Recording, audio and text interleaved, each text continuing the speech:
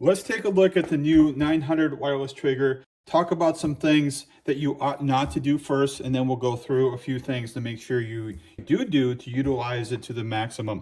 First of all, the antennas are not interchangeable between the older legacy transmitter and receiver. This looks different. This small whip antenna looks different. It is different. This looks similar, but do not use an older antenna. Don't swap them out. This is intended to transmit the 900 megahertz frequency, which is significantly greater than the previous trigger system. So don't swap those out. We do have replacements available. The other thing is, make sure that if your starter is not fully versed in using this sensor, that you do not use it. Do not use it if you don't believe your starter is paying attention when you give them instructions, or that they're going to use it correctly. This is optional. It is not required. It is windproof, waterproof, and touchproof, and allows a lot of things to happen. In other words, you don't have to worry about pre-triggering like you might with the old sensor or a link sensor. However, the starter may not, well, most likely are not used to using this. For example, it absolutely must be in full contact with the gun. No exception. This is a nice sized alpha gun, but there are smaller guns that allow enough surface space for this to be used. However, if your starter shows up with a small gun that does not have enough space and they think they can just attach it somewhere on the gun, that is wrong. You will miss starts. Do not let them do that. So as the curator of this device, make sure that someone, you, takes responsibility and educates them. This has even got a video associated with it that it must be used appropriately. This cable can be over the top. It's raised up to do so. It can be in front. It can be above. Just make sure also that the starter, when they raise their hand and this cable travels across their jacket, that doesn't pull the magnetized unit to the side. They should glance at it before they shoot the gun. So if you ever miss a start, do not look here. Look here first. This is likely your culprit right here, and then how it's being used. Just make sure that it's being used correctly, and you should be good to go.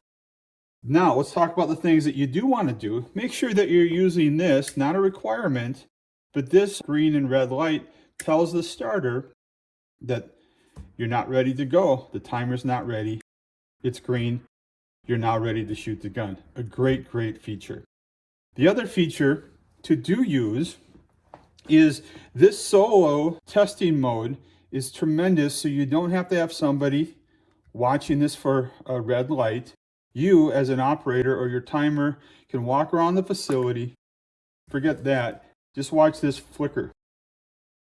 It's sending a signal to the receiver and back again, alerting me to the fact that a signal was sent and received. So you can walk to the 100 meters and test it. Go to the 200 meter spot.